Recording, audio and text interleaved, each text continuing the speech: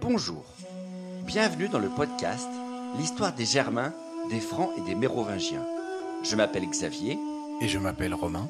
Abonnez-vous à notre podcast sérieux, mais pas trop, conçu pour les passionnés d'histoire, qui veulent tout comprendre sur ces peuples, leurs aventures, leurs coutumes et leurs territoires durant le premier millénaire. Retrouvez-nous sur les réseaux sociaux Facebook et Instagram et sur notre site internet à meropodcast.fr. Et n'hésitez pas à nous faire part de vos commentaires ou à nous donner des étoiles sur votre plateforme de balado favorite. Ceci est l'épisode bonus 65 de Schrenekruda. Début du VIe siècle, que doit-on faire au royaume de Clovis dans le cas d'un meurtrier incapable de compenser son crime avec le vergeld requis? Le chapitre 58 de la loi salique détaille pour cette situation le rituel dit de Schrenekruda, et je cite la loi. « Quiconque aura tué un homme et n'aura pas, dans toute sa fortune, de quoi payer toute la composition requise pour ce crime, devra présenter 12 personnes qui affirment avec serment qu'il ne possède ni dans les entrailles de la terre, ni sur sa surface, autre chose que ce qu'il offre pour payer. Puis il entrera chez lui et prendra dans sa main de la terre recueillie aux 4 coins de sa maison. Ensuite, il se tiendra debout, à la porte et sur le seuil, le visage tourné du côté de l'intérieur, et, de la main gauche, lancera la terre par-dessus ses épaules sur son plus proche parent. » Loi salique, chapitre 58. Les hypothèses sur les datations et l'auteur du pacte de la loi salique sont multiples. Certains l'attribuent à Clovis au début du VIe siècle, d'autres font remonter ses origines qu'au IVe. Une autre théorie, basée sur son étrange prologue, attribue même sa paternité à 4 officiers francs, dont 2 vieilles connaissances, Guizot, l'exécuteur de l'empereur Constant pour le compte de son patron Magnence en 350, et Arbogast, le général franc rebelle sous Théodose, comme nous vous l'avons raconté durant la saison 2. Honnêtement, toutes ces théories sont difficiles à prouver. Mais quelle que soit la genèse exacte du pacte, le consensus demeure que ce code n'est pas venu du fin fond des forêts de Germanie. Car la loi salique, écrite en latin, rédigée selon des standards impériaux à la suite des autres codes romano-barbares, ne maintient pas vraiment en vie les vieilles coutumes d'outre-Rhin, mais vise plutôt à romaniser les rapports sociaux en réalité, notamment en trouvant les moyens d'adresser avec précision et méthode les embrouilles du quotidien au nord de la Gaule. Le plus probable, c'est que ce sont les migrants germaniques, les mercenaires, les lettes et autres paysans qui ont progressivement assimilé le concept d'une loi écrite au fil de leur interaction avec l'administration romaine, au point où l'établissement d'un code spécifique pour leur propre État a dû s'imposer comme une évidence après des décennies de vie sur le territoire de l'Empire. Et pourtant, comme le laisse entendre le titre amusant de l'article 58 de Schrenekruda, des éléments clairement typiques de la culture germanique ont réussi à se glisser ici ou là, de vieilles réminiscences du lointain héritage d'Outre-Rhin. D'ailleurs, on aurait aussi pu mentionner l'appel aux plaies germaniques pour solutionner les histoires d'héritage au chapitre 48, ou la présence de juges tribaux nommés Rachambourg au chapitre 52, nommés par le pouvoir pour trancher les affaires les plus complexes entre les clans. Alors, pour en revenir au chapitre 58, de Schrenekruda est une cérémonie curieuse pour le coup, qu'on déclenche donc dans le cas où un meurtrier ne dispose pas du vergeld requis pour payer sa dette, comme on l'a dit.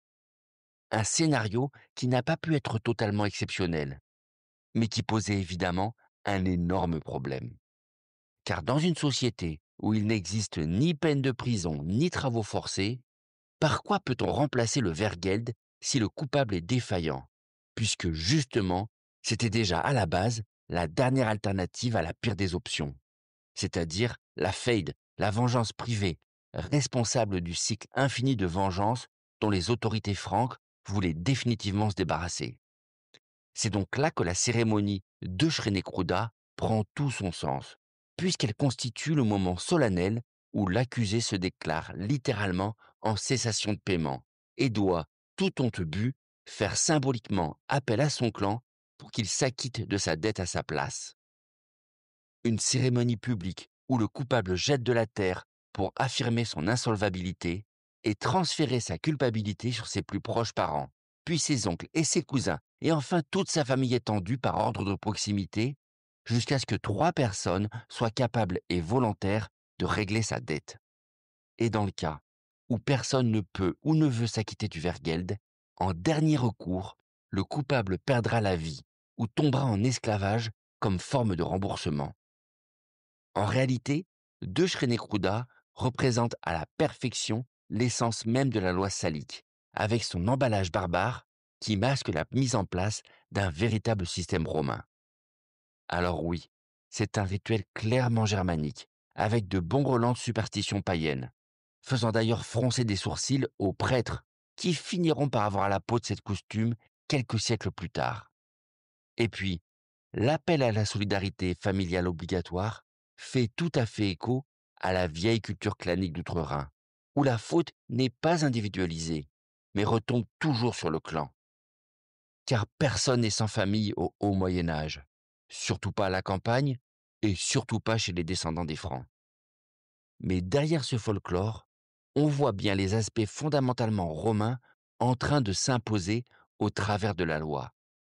Et en premier lieu, l'objectif de pacification de la société. Alors, soyons honnêtes, c'était l'objectif même du vergeld dès l'origine, comme l'expliquait déjà Tacite. Mais le concept est poussé un cran plus loin avec le Pactus. Car avec une tarification détaillée, établie de manière carrée, on enlève toute possibilité d'interprétation et de désaccord sur la marche à suivre. Les agressés savent exactement à quel dédommagement s'attendre, en identifiant nommément le cercle familial qui devra payer pour le crime, freinant du même coup l'appel urgent à la rétribution. Quant aux agresseurs, à défaut de les empêcher strictement de passer à l'acte, la certitude d'une peine qui leur coûtera cher en argent ou en dignité est clairement dissuasive, pour eux comme pour leur famille, notamment s'ils ont la fantaisie de s'attaquer à un plus puissant qu'eux. Plus de groupes familiaux derrière lesquels se cacher pour commettre un mauvais coup, plus de règles floues pour espérer passer entre les gouttes. Au contraire, la liste exhaustive de parents qui devront forcément payer pour un crime si un membre du clan joue à l'imbécile incite le groupe dans son ensemble à surveiller ses membres les plus turbulents. Le montant est défini, les participants sont identifiés, la procédure est claire, ainsi que les officiels royaux comme le graphion, c'est-à-dire l'équivalent germanique du comte romain, censé piloter ces transactions. Car plus fort encore, le vergeld est non seulement bénéfique pour la paix de la communauté, mais est aussi très rentable pour le trésor royal. Car si les 2 tiers de l'amende reviennent aux parents de la victime, le 3e tiers, qu'on appelle le fredus, est prélevé comme taxe par le dit graphion, à son profit et à celui du trésor public. Une sacrée innovation qui motive puissamment les agents royaux à serrer la vis dans leur province pour frapper sans pitié tous les fauteurs de troubles. Le pacte de la loi salique est donc une grosse transformation, imposée à la société franque aux conséquences multiples. Les hommes de Clovis pouvaient jeter de la terre sur toute leur parenté autant qu'ils le voulaient, et continuer de se présenter devant les Rachinbourg ou les Graffiaux lors des plaies.